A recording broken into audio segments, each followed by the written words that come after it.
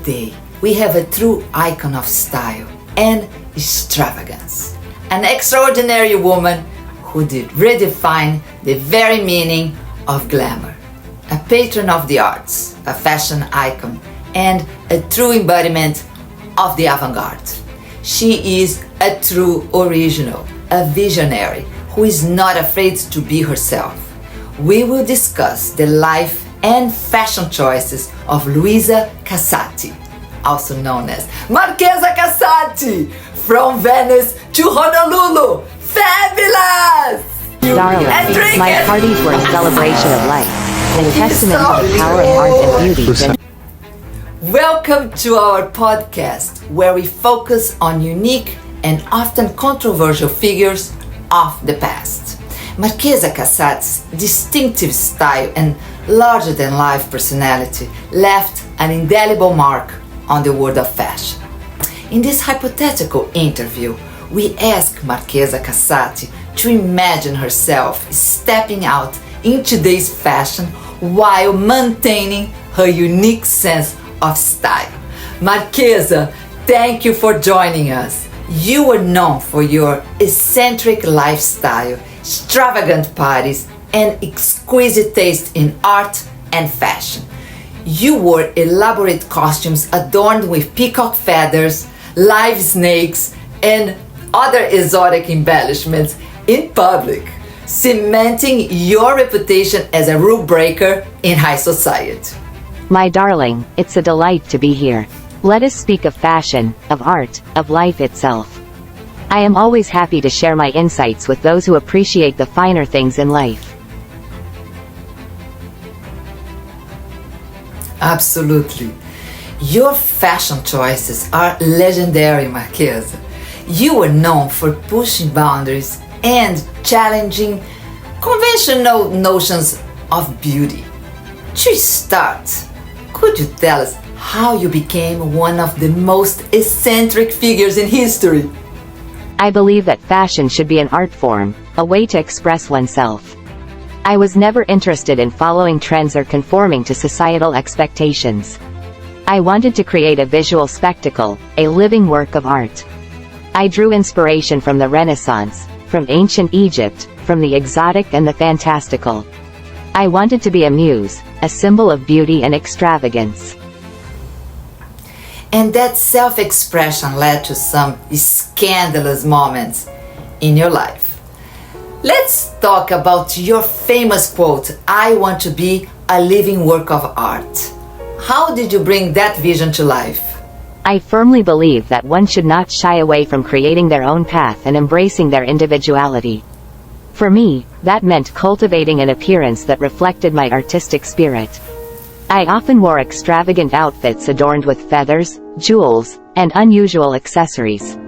I also experimented with bold makeup choices and even dared to walk around without clothes at times, all in the name of art. Speaking of bold choices, there were rumors about you commissioning sculptures made from your own hair or having live snakes as bracelets. Can you tell us more about these peculiar stories?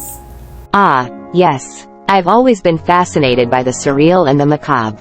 Commissioning sculptures made from my hair was an extension of my desire to create something tangible and unique from my very essence. The live snakes were an expression of my admiration for exotic animals and their inherent beauty. It was a daring fashion statement designed to shock people out of their conventional ways of thinking about beauty and elegance. Now, Marchesa, you are known for your daring and unconventional style. What would you say was the most outrageous outfit you ever wore?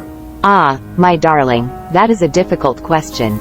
I have worn so many things that would have shocked the sensibilities of the time. But perhaps the most outrageous was the outfit I wore to the Venice Biennale in 1912.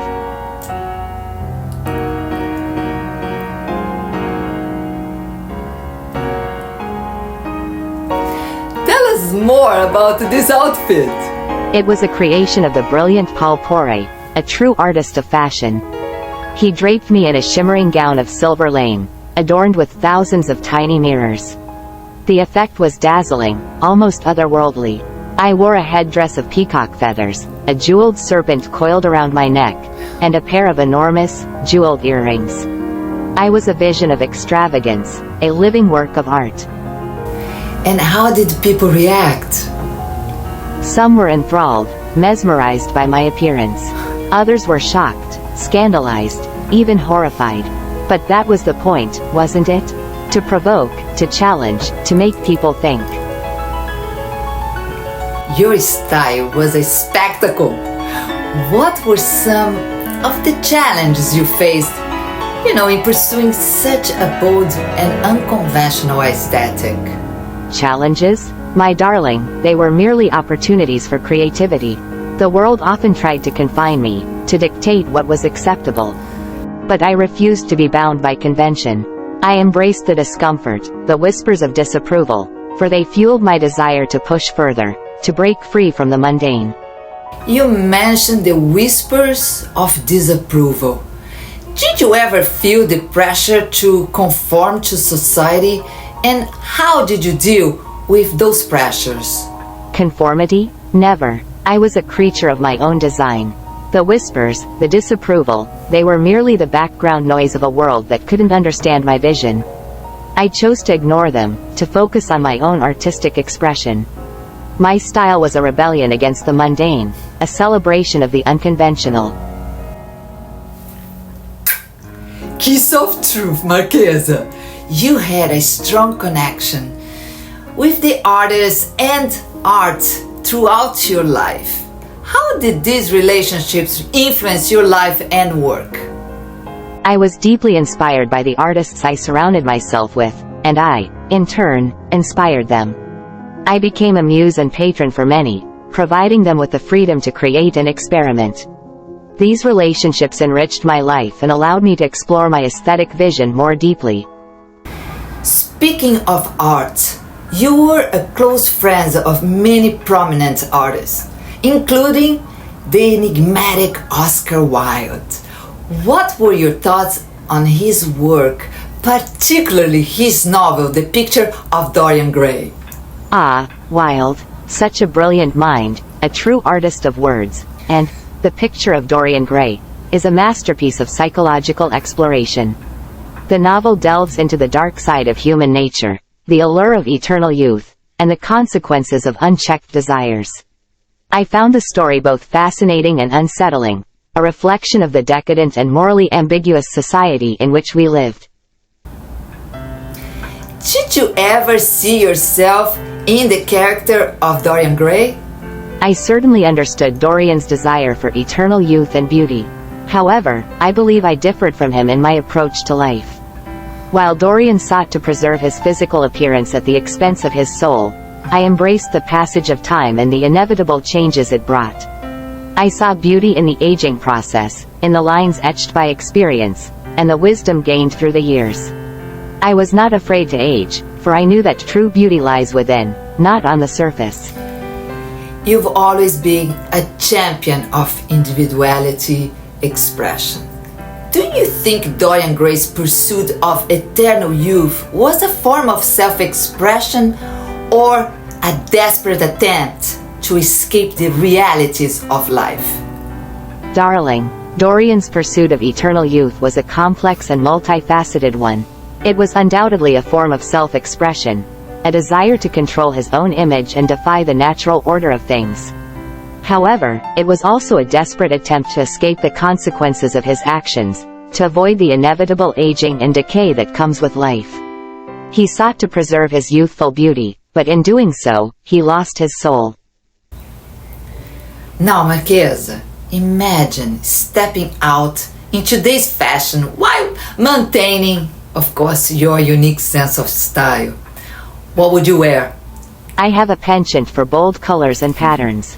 In today's fashion, I would appreciate the wide variety of eclectic clothing options available. Bold animal prints, intricate patterns, and vibrant colors. I would also be enthralled by the concept of color blocking, which allows for a striking combination of bold shades that reflect my audacious personality. You were never seen without an abundance of accessories and jewelry. Darling, I wore a necklace made of live grasshoppers and was rarely spotted without my pet leopards or cheetahs on a leash. While some elements might not be translatable to modern times, I would be excited about the idea of layering statement accessories to create a similar effect. Designers like Alexander McQueen and Balenciaga offer pieces that capture my love for dramatic accessories and intricate details. You are known for your distinctive headwear, particularly your elaborate turbans and tiaras that added an extra touch of opulence to your ensembles.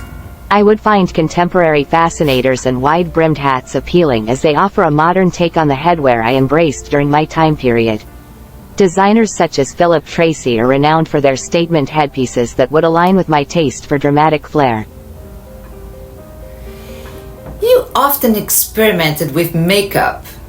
I pushed boundaries during my time, from kohl-rimmed eyes to painted lips in unconventional shades like black or gold. I would find inspiration in today's beauty trends that emphasize individuality and creativity. With a vast array of cosmetics available on the market, I've always liked a purple lipstick shade that looks like the temperature is below freezing. Now, let's imagine a scenario. You've been invited to a state dinner at the White House. What would you wear? oh, my darling, that is a delightful question. I would certainly not disappoint. I would wear a gown of shimmering silver, perhaps with a touch of emerald green, to complement the grandeur of the occasion. The fabric would be luxurious, flowing, and adorned with intricate embroidery. I would wear a magnificent headpiece, perhaps a diadem of diamonds or a crown of feathers, to add a touch of regal elegance. And of course, I would not forget my signature accessories, a jeweled snake bracelet, a pair of emerald earrings, and a pair of exquisite gloves. I would want to create a look that is both timeless and unforgettable, a testament to the power of fashion to elevate and inspire. Marchesa, your passion for fashion and your unique vision continue to inspire generations of designers and fashion enthusiasts. As a fashion icon, how do you feel your style has influenced contemporary fashion, and what do you hope your legacy will be in the world of art and fashion? Fashion is a language, and it is up to each of us to speak it with our own unique voice. I am thrilled to see that my style has continued to inspire fashion designers and enthusiasts alike. My love for opulence, dramatic silhouettes, and unique embellishments can be seen in various contemporary fashion collections. I hope that my legacy will encourage future generations to explore their creativity and embrace their individuality. Fashion should be a celebration of one's personality and a reflection of their inner world. As a muse and patron of the arts, I am curious to know which contemporary fashion designer you admire the most. I appreciate your interest in my thoughts on fashion today. I am particularly intrigued by the creations of Thom Browne.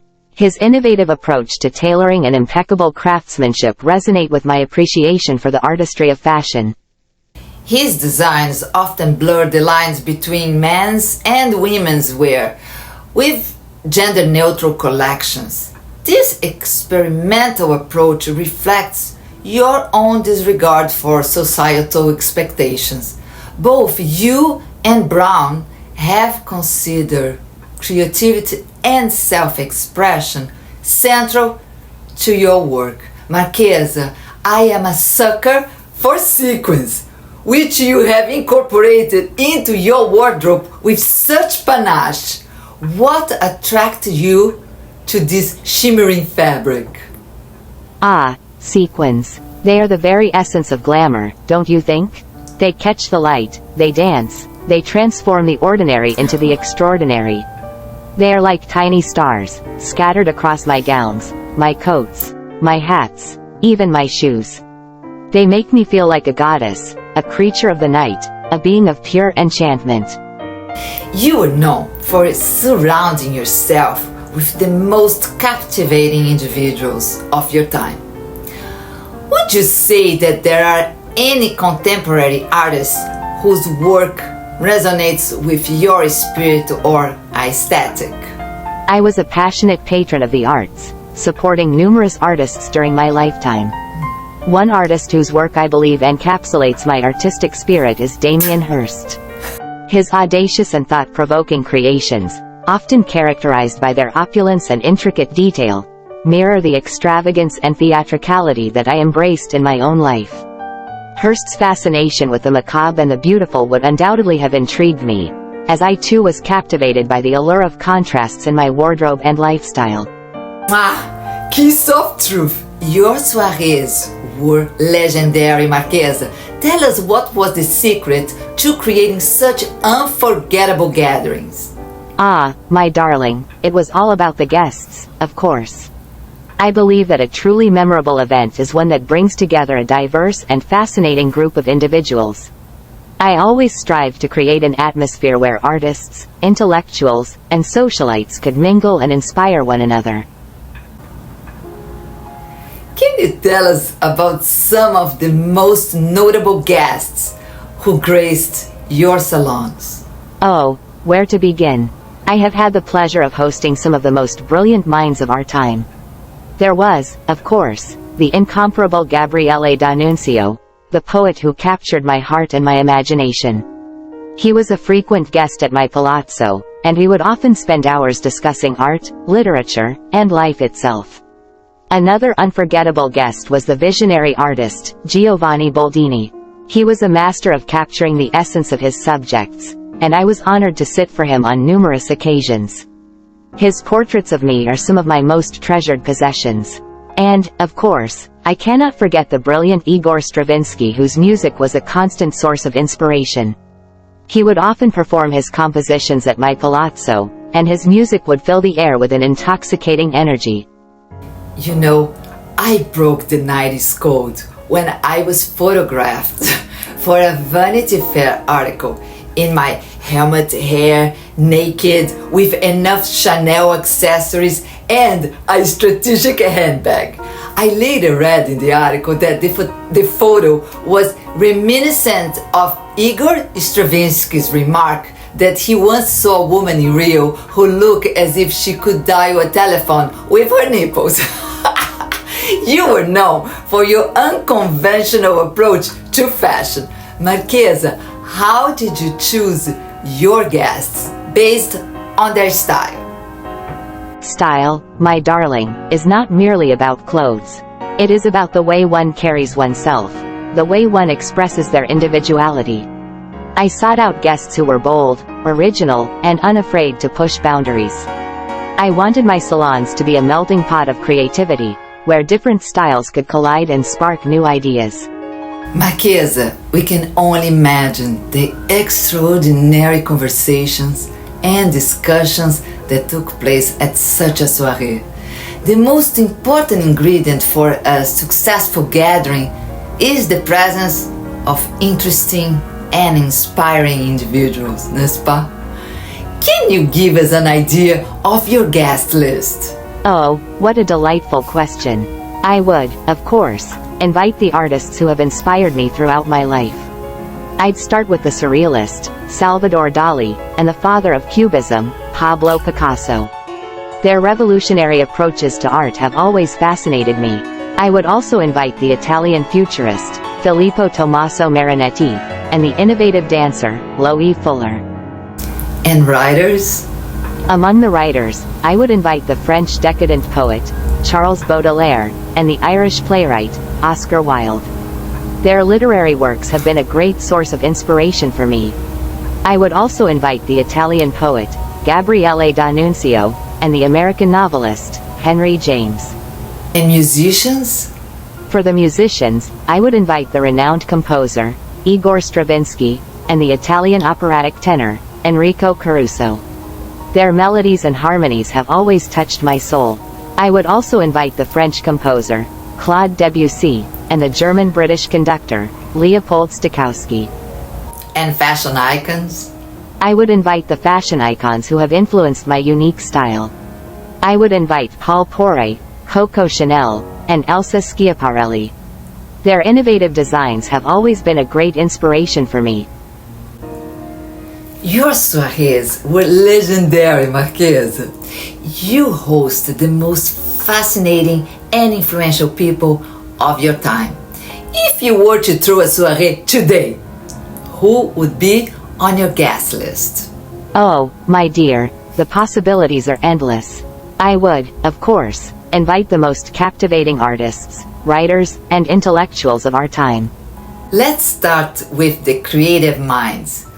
Who would you invite from the world of art?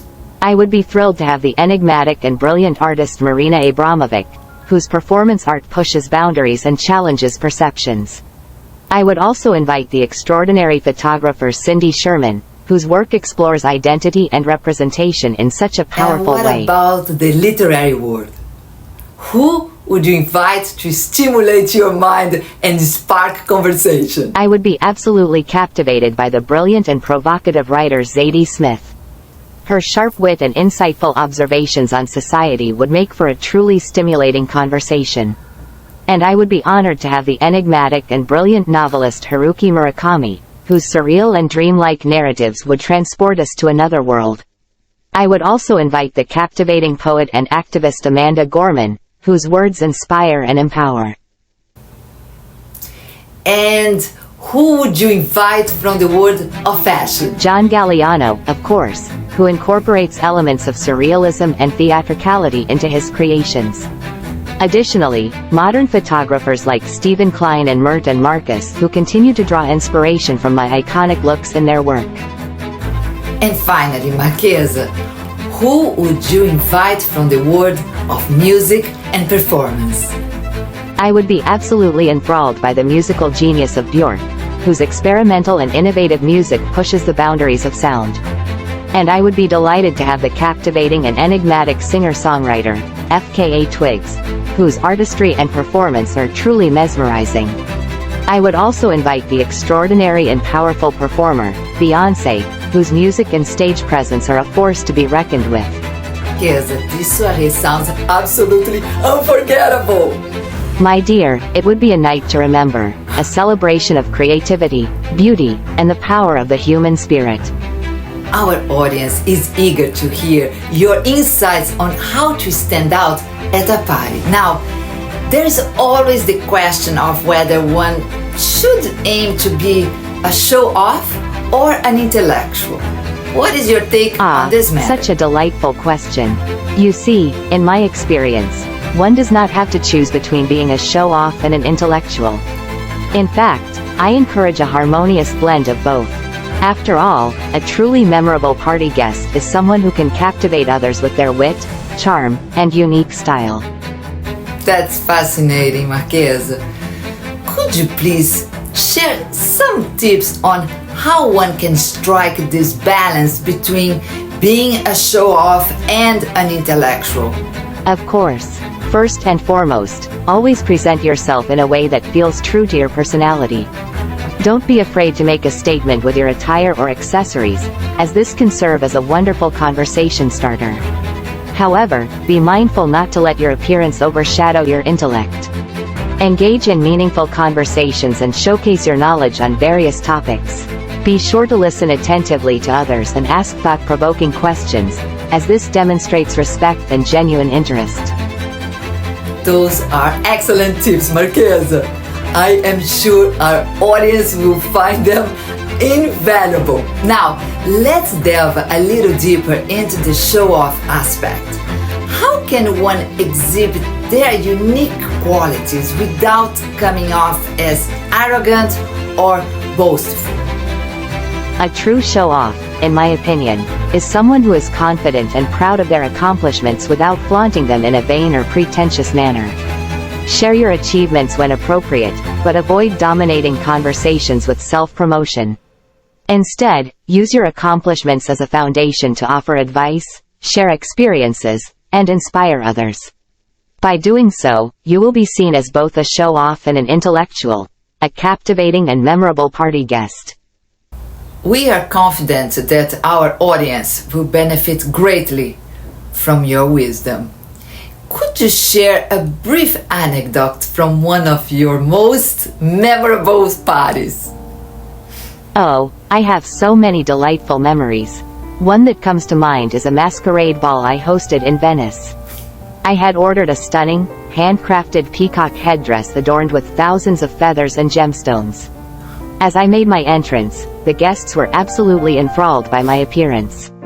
However, it was not just my extravagant attire that left a lasting impression. I had also spent weeks studying the works of the great Venetian painters, and throughout the evening, I engaged in enlightening conversations with my guests about their favorite pieces and artists. It was truly a night to remember. That sounds absolutely magical. Marchesa, guests would come from all over the world to experience your unique brand of entertainment. What, in your opinion, was the most important etiquette rule to follow at one of your gatherings? The most important rule, my darling, was to be oneself. I never wanted my guests to feel constrained or forced to conform to any particular standard. My parties were meant to be a celebration of individuality, a space where creativity and self-expression could flourish.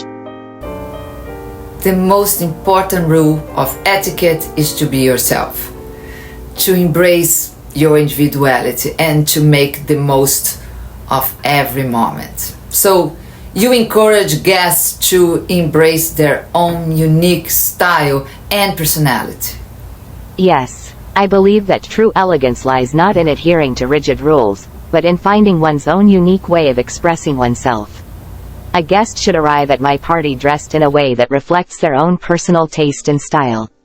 Whether it be a flamboyant costume or a simple, yet striking ensemble, the key was to be authentic and to make a statement. And what about conversation? Was there a particular topic or approach that you found most engaging? Conversation should be stimulating and thought-provoking. I always encouraged my guests to engage in lively discussions about art, literature, music, and philosophy. The goal was to create an atmosphere of intellectual curiosity and to spark new ideas. Of course, a touch of wit and humor was always welcome. It sounds like your parties were truly a feast for the senses, both visually and intellectually. Darling, my parties were a celebration of life, a testament to the power of art and beauty to inspire and uplift. I believe that every moment should be savored, every experience should be cherished. And what better way to do so than in the company of interesting and stimulating individuals? Your legendary salons were the epitome of elegance and creativity. Given the modern era, what advice would you give to someone wanting to create a salon today? Ah, my darling, creating a salon is not just about gathering people in a room. It's about crafting an atmosphere that ignites the imagination and inspires the soul. First and foremost, one must have a clear vision of what they want to achieve. What kind of conversations do you want to spark? What kind of creativity do you want to foster? Ah, myths! They are a source of inspiration, aren't they?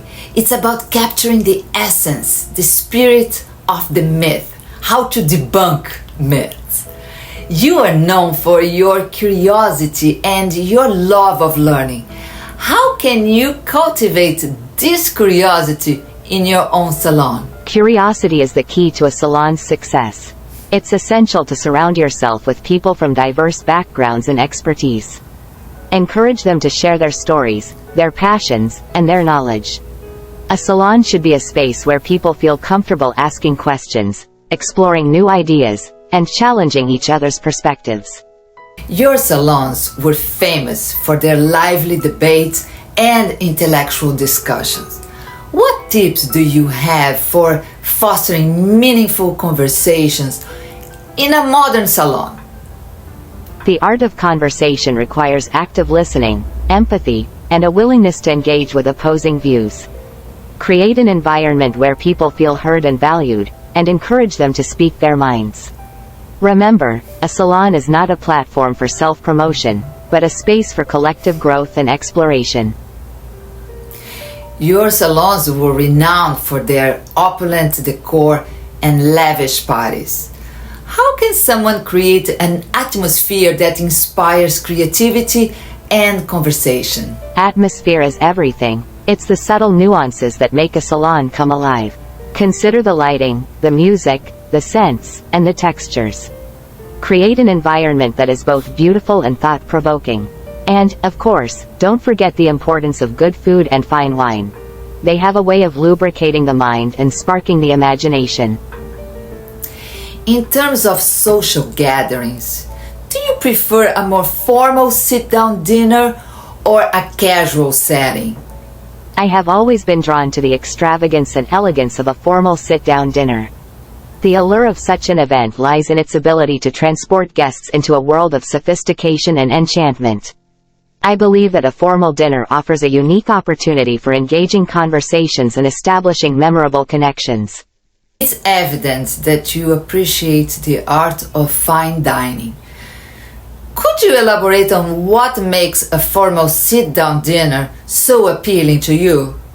A formal sit-down dinner is a theatrical experience, a performance that engages all senses. The visual aspect is particularly captivating, with the table resembling a work of art, adorned with candles, flowers, and crystalware. The aroma of the exquisite dishes, prepared by talented chefs, further entices the guests, stirring their anticipation. The dinner party becomes an intimate and sophisticated social gathering, where individuals can showcase their wit and charm. And what about the role of fashion in a formal setting? How does it contribute to the overall experience? Fashion is an essential part of a formal dinner, as it allows guests to express their individuality and personal style. A well-crafted outfit can elevate one's confidence and enhance their overall presence, making them an even more engaging conversation partner. In a formal setting, I find that guests are more likely to appreciate the artistry and craftsmanship of haute couture, making it a perfect occasion to showcase unique and extravagant designs. Marchesa, it was a great pleasure to witness your extravagant party. Now that the last guest has left and the music has stopped, I am curious about your feelings. Were you sad that the night was over? My darling, you pose a thoughtful question. It is true that I take great pleasure in hosting such events, gathering the most eccentric and creative minds of our time under one roof. However, I must confess, I find solace in the quiet that follows the grand affair.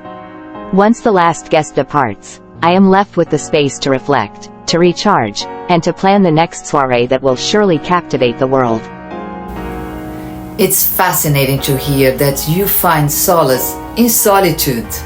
You really are an extraordinary woman.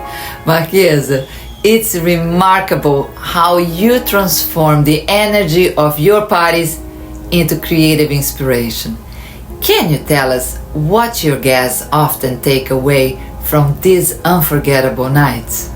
Oh, absolutely. My soirees were not just parties.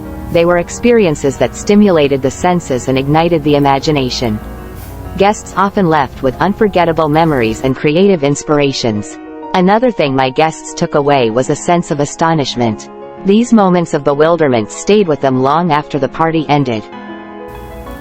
So, a great host is a storyteller, a creator of memories, and a master of the art of living. Your guests were often left speechless by your unconventional displays of artistry. Can you share some memorable moments from these events? Each gathering was a celebration of the avant-garde, from performances by famous artists like Jean Cocteau to parades featuring exotic animals like cheetahs and zebras. One time, I even transformed my palace gardens into a mystical landscape filled with hundreds of candles and ethereal statues during Venice's carnival season. My goal was always to inspire wonderment and curiosity among my guests while challenging societal norms surrounding beauty and artistry. Now, Marchesa, let's talk about myths. What is one myth about you that you would like to debunk? The myth that I was simply a frivolous socialite, obsessed with appearances and luxury. While I certainly enjoy the finer things in life, my life was far more than just a series of extravagant parties and lavish costumes. I was a passionate patron of the arts, a supporter of innovative ideas, and a woman who lived life on her own terms. I was a complex and multifaceted individual, and I believe that my legacy is far richer than the superficial image that some may have of me. Marchesa, you have lived a life of unparalleled glamour and artistic expression. You've been a muse to some of the greatest artists of your time, and your personal style has been a source of inspiration for generations. What do you think of the popular saying, "Fake it till you make it"? My darling, I find that saying rather amusing. It's a bit like saying, pretend to be a swan until you grow wings. You see, I believe that true artistry, true glamour, comes from within. It's not about putting on a facade or mimicking someone else's style. It's about embracing your own unique essence and letting it shine through. So you are saying that authenticity is key? Absolutely. Authenticity is the foundation of true beauty and power. Now, I'm not saying that one shouldn't experiment with different styles or try new things. But it's important to always remain true to yourself. If you're trying to be someone you're not, it will show. And it will never be as captivating as your own genuine self. Before we end this interview, what advice would you give to those who feel like they don't fit into the societal norms or have difficulty expressing their true self? Be true to yourself and your vision, even if it means going against societal expectations. Surround yourself with like-minded individuals who support and inspire you. Use your uniqueness as a source of strength, and never be afraid to create your own path in life. Marchesa Casati, thank you for sharing your insights with us. Your story is a testament to the power of individuality and the enduring legacy of true style. It has been my pleasure. I have always believed that life is a canvas, and we are the artists. Never be afraid to paint outside the lines, for it is there that true beauty and innovation lie.